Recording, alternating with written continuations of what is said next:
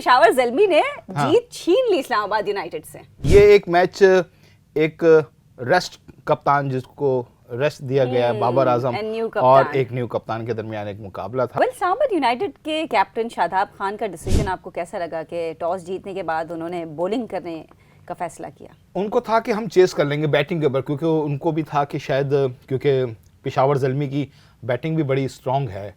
अगर आप उनको 190 या 200 प्लस का भी देंगे तो उनकी इब्तदाई ये मैंने कहा ना, बाबर है, फिर साइम है, फिर हारिस है, ये शुरू में ही आपके स्कोर को बहुत ज़्यादा ले जाता है। तो मेरे ख्याल से शादाब के जहन में ऐसी प्लानिंग होगी। अस्सलाम वालेकुम एवरीवन, मैं हूं Hina Didar and you are watching Geo digital. Pakistan super league season 8 अपने आखिरी मराहिल पर है और प्लेऑफ मैचेस जारी हैं। एलिमिनेटर 1 मैच खेला गया इस्लामाबाद यूनाइटेड और पेशावर ज़ल्मी के दरमियान, जो कि बहुत ही डू और डाई मैच था। पेशावर ज़ल्मी ने इस्लामाबाद यूनाइटेड को हरा दिया है इस एलिमिनेटर 1 मैच में 12 रन से।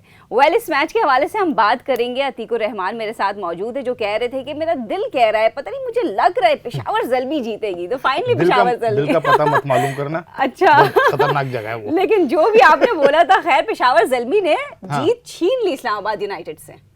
हाँ, ऐसे ही है, बिल्कुल ऐसे ही है।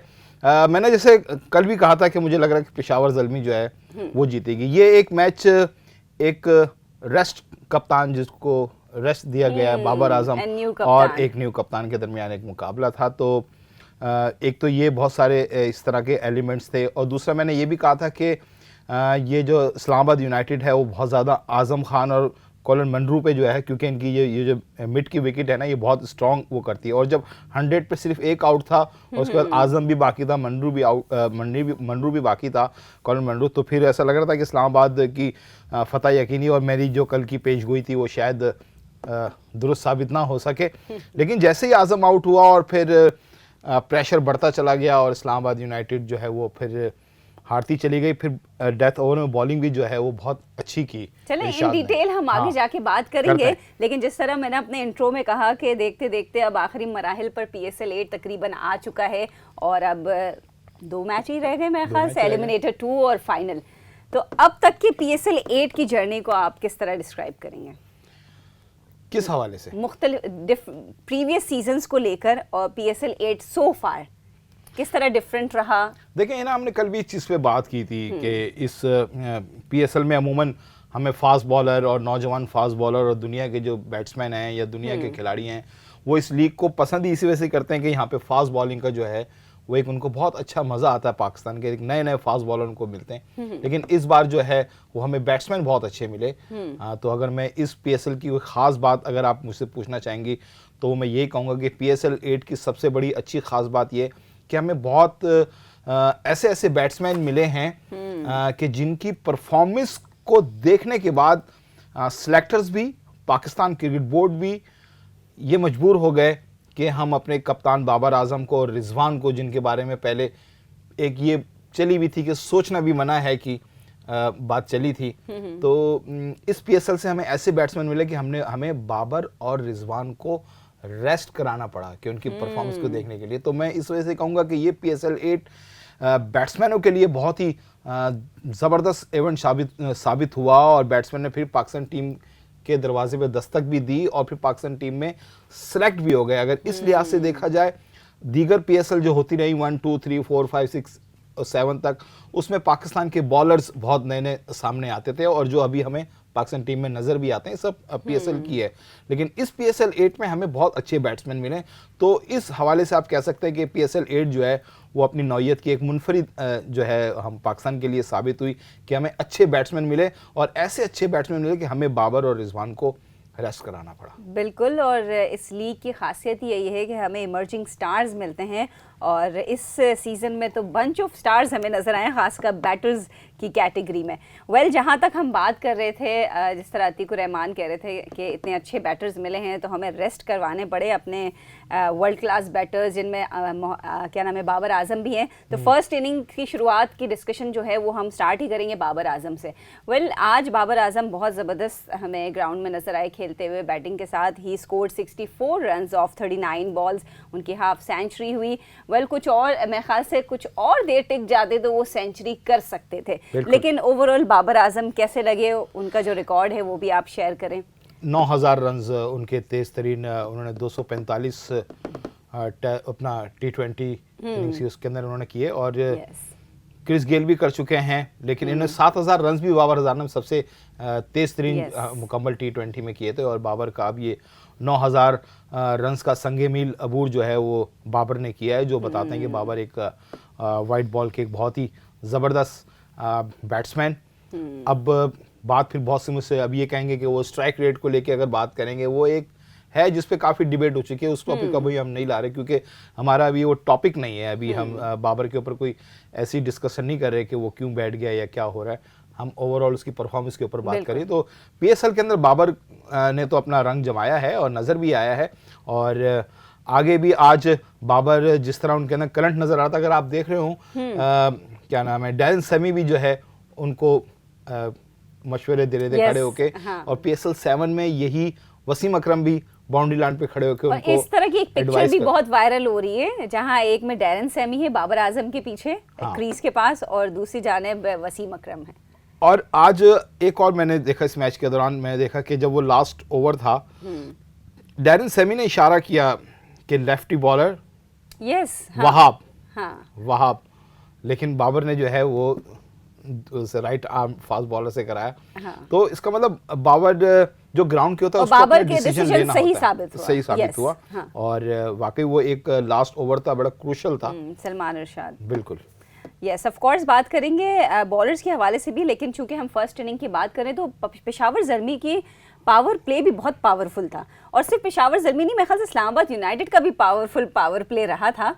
बाबर आजम, मोहम्मद हारिस, साइम अयूब, खैर आई वाज एक्सपेक्टिंग पर्सनली कि साइम अयूब थोड़ा और स्ट्रेच करते, तो जिस तरह वो बैटिंग कर रहे हैं तो और बाउंड्रीज दिखाते, छक्के चौके मारते तो ज़बरदस्त हो जाता, लेकिन टारगेट अच्छा दिया गया पेशावर ज़ल्मी के दरमियान। और जहाँ तक इस्लामाबाद यूनाइटेड की बॉलिंग थी, किस तरह नज़र आई? खैर हम कंपैरेटिवली बॉलिंग की बड़ी तारीफ कर रहे थे कल। देखें, इस पीएसएल में अगर हम देखें, साइम अयूब, बाबर, या आपने कहा कि जो हमारे ओपनर्स हैं इस पीएसएल से, हमारे जो इब्तदाई टॉप बैट्समैन अगर आप निकालें, जो टॉप ऑर्डर के बैट्समैन हैं वो हमें मिले हैं साइम अयूब की शक्ल में, और इस तरह के हमें मिले हैं जो शुरू के अंदर ही मारना शुरू कर देते हैं। अगर हमने देखा 4 ओवर के अंदर, पिंडी में तो खैर विकेट को भी आप उसको कह सकते हैं कि 4 ओवर के अंदर 80s 90s के करीब, या 5 ओवर के अंदर हम 100 तक स्कोर देखा है इस तरह मैचेस के अंदर।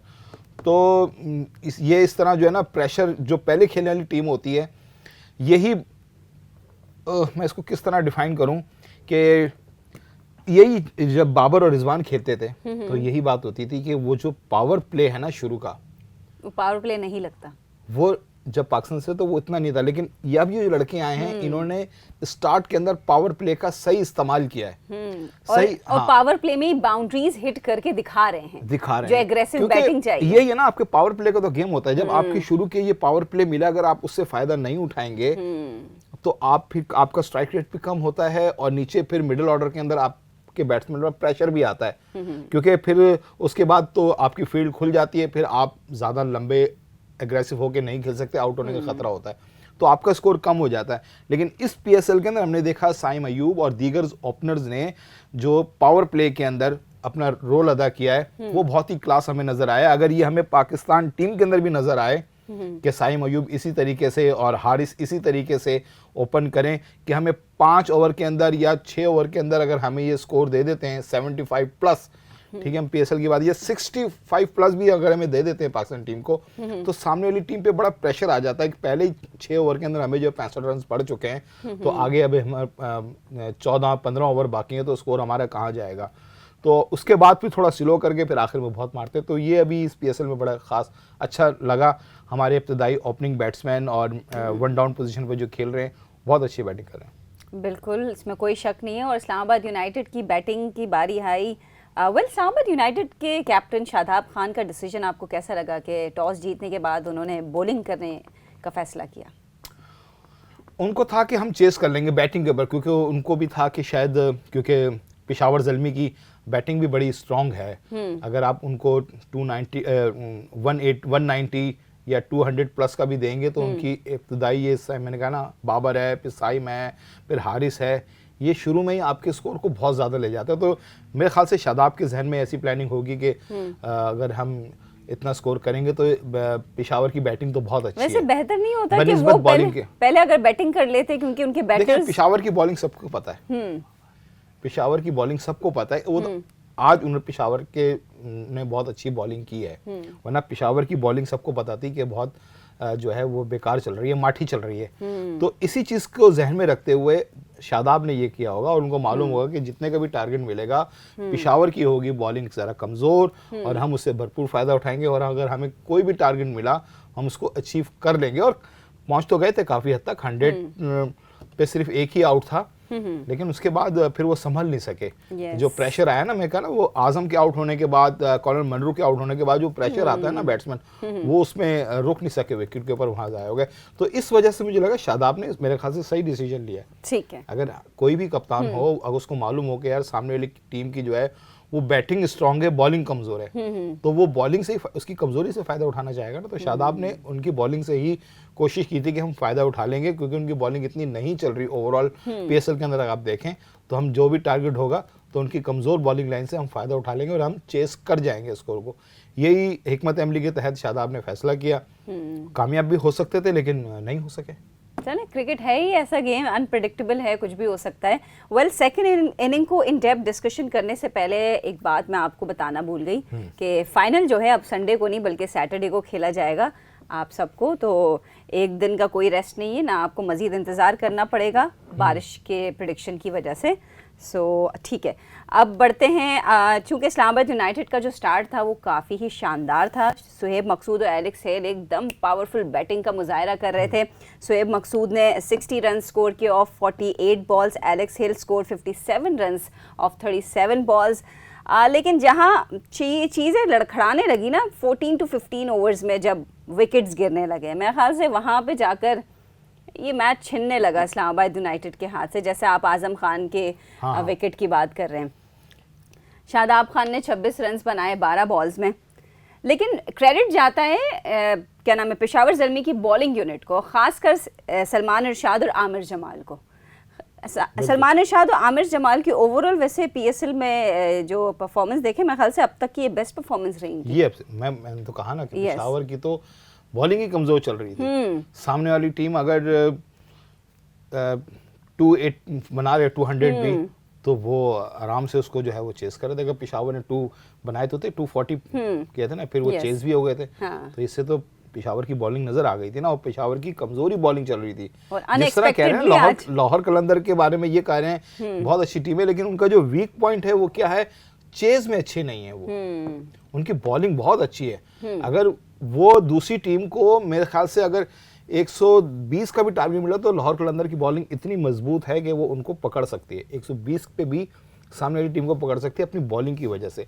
लेकिन जब उनको आप चेस के लिए देंगे ना 160 या 150 प्लस स्कोर देंगे, तो लाहौर कलंदर भी डगमगा जाएगी, जो अब तक चेज नहीं कर पा रही। ये उनकी हर टीम की एक खामी होती है, कमजोरी होती है। पेशावर की कमजोरी बॉलिंग थी जो नजर, लेकिन इस बार पेशावर के इन 2 बॉलर नौजवान ने बहुत अच्छी बॉलिंग की है। बहुत नपी तुली बॉलिंग थी। ये नहीं की कि छक्के पड़ सकते थे। आप ये नहीं कह सकते कि बैट्समैन जो है वो मार नहीं पा रहे थे, बॉलिंग बहुत अच्छी कर रहे थे। ये बात नहीं है कि आज इत्तेफाक से उन्होंने कर दिया, आज उनकी बॉलिंग बहुत अच्छी थी। लाइन और लाइन जो है वो बहुत ही उनकी क्लास थी, जिसकी वजह से उनको कामयाबी मिल गई। अब डैरेन समी ने अगर उनको एडवाइस किया हो या बाबर उनको फील्ड में एडवाइस करे हो, लेकिन दोनों ने बहुत अच्छी बॉलिंग की है। बिल्कुल, नो डाउट। पेशावर ज़ल्मी के दोनों बॉलर सलमान इरशाद और आमिर जमाल की ब्रिलियंट परफॉर्मेंस बॉलिंग हमें नजर आई। वेल, इस्लामाबाद यूनाइटेड का तो सफ़र इस PSL 8 में ख़त्म हो चुका है। और इस्लामाबाद यूनाइटेड, जैसे हम PSL सीज़न 8 को ओवरऑल हम रिफ्लेक्ट कर रहे थे, इस्लामाबाद यूनाइटेड इस सीज़न में आपको कैसी लगी? अच्छी टीम थी, और ख़ास तौर पे मैं देखें बार बार आप कहेंगे आजम को पता नहीं कि तुम इस्लामाबाद यूनाइटेड में सिर्फ आजम खान ही है और कोई है ही नहीं क्या? नहीं, खैर वो वैसे ही वाकई में हर किसी के ज़बान पर वही आते हैं जिस तरह की उन्होंने परफॉर्मेंस दी है थ्रू आउट सीजन। हाँ, थ्रू आउट सीजन। और उसने आजम ने जो मारे हैं भर भर के 6 और 4 जो उसने लगाए हैं, वो उससे इस्लामाबाद यूनाइटेड की जो पावर थी वो और एनर्जी बढ़ गई, और वो टीम को जो है ना आगे लेके बहुत बड़ी। इस्लामाबाद यूनाइटेड की बहुत अच्छी टीम थी, लेकिन कुछ बॉलिंग के अंदर खामियां थी। कुछ बैटिंग तो उनकी सही चल रही थी, लेकिन थोड़े मसले मसाइल थे। लेकिन इस्लामाबाद यूनाइटेड की टीम यहाँ तक भी आ गई, बहुत अच्छी उन्होंने फाइट की, आज भी बहुत अच्छी फाइट की। ऐसे नहीं कि आपने वन साइडेड कर तरीके से हार गई हो इस्लामाबाद, आज भी फाइट तो इस्लामाबाद ने की है। एक अच्छी टीम थी, लेकिन इन दी एंड एक टीम को तो हारना होता है और एक टीम को जीतना होता है। और मेरे ख्याल से हम ये नहीं कह सकते कि पेशावर ज़ल्मी डिज़र्व नहीं करती थी, वो आगे चली गई, लाहौर कलंदर डिज़र्व नहीं करती थी, वो आगे चली गई, या मुल्तान सुल्तान डिज़र्व नहीं करती थी, वो आगे चली गई तुक्के से, इत्तफाक की जीत से। आप ये कह नहीं सकते। अगर इस्लामाबाद यूनाइटेड बाहर हुई है तो जो आगे टीमें गई हैं वो अपनी परफॉर्मेंस की वजह से गई हैं। होता है ना, बाद औक़ात आप वर्ल्ड कप में देखती हैं या किसी और लीग के अंदर देखती हैं कि एक टीम बहुत ही हल्की चल रही थी, लेकिन वहाँ से उसको एक एज मिला और वो दूसरी टीम एक मैच हार गई, और अगर मगर के उसके बाद और रन रेट के बाद जो ये टीम पहुंच गई, लेकिन डिज़र्व नहीं करती थी। डिज़र्व तो ये टीम करती थी, लेकिन ये क्रूशल मैच जो है वो हार गई। तो हम ये नहीं कह सकते। लाहौर कलंदर डिज़र्व करती थी, वो वहाँ तक अभी तक पहुंची हुई है, उसको एक चांस मिला हुआ है। मुल्तान सुल्तान डिज़र्व करती थी, वो फाइनल में पहुंच चुकी है। पेशावर ज़ल्मी जो है वो डिज़र्व करती थी, तीनों आ गए। तो तीनों इस्लामाबाद यूनाइटेड से अच्छी टीमें थी, इस वजह से आ गए। कोई तुक्के या इत्तफाक से या आप कोई एज लेके या कोई इत्तफाकी तौर पर नहीं पहुंची ये तीनों टीमें। बिल्कुल, no doubt, all three of them are very deserving. तीनों टीम्स अपनी मेहनत से, और सब कहेंगे कि अगर जो डिजर्व नहीं करती तो वो बाहर हो गई, वो बाहर है। ऑफ कोर्स कराची किंग्स और क्वेटा ग्लैडिएटर्स में बहुत सी कमियां थी, तो वो नहीं है। वेल, एलिमिनेटर 1 का तो रिजल्ट आ चुका है, और अब पेशावर ज़ल्मी एलिमिनेटर 2 में लाहौर कलंदर्स का सामना करने वाली है। पेशावर ज़ल्मी तो जीत के जा रही है और बड़े शानदार अंदाज में जीत के जा रही है। लाहौर कलंदर्स जो एक बहुत ही बुरी शिकस्त खाई थी उन्होंने, क्या होगा लाहौर कलंदर्स की, क्या स्ट्रेटेजी? सिक्का चलेगा, अच्छा जी। हाँ, सिक्के से मेरे को बड़ा दूसरी ना ले। हाँ, टॉस। यस, जो टॉस का सिक्का होगा ना वो बहुत इंपॉर्टेंट करेगा। अगर मुल्तान अपना पेशावर जीत गई, और पेशावर की बैटिंग भी बहुत अच्छी है, यस, नो डाउट, और फिर ज़रा मुश्किल हो जाएगा। लेकिन पेशावर की बैटिंग तो बहुत अच्छी है, लेकिन बॉलिंग आज तो चल गई, कल भी चल जाए तो है।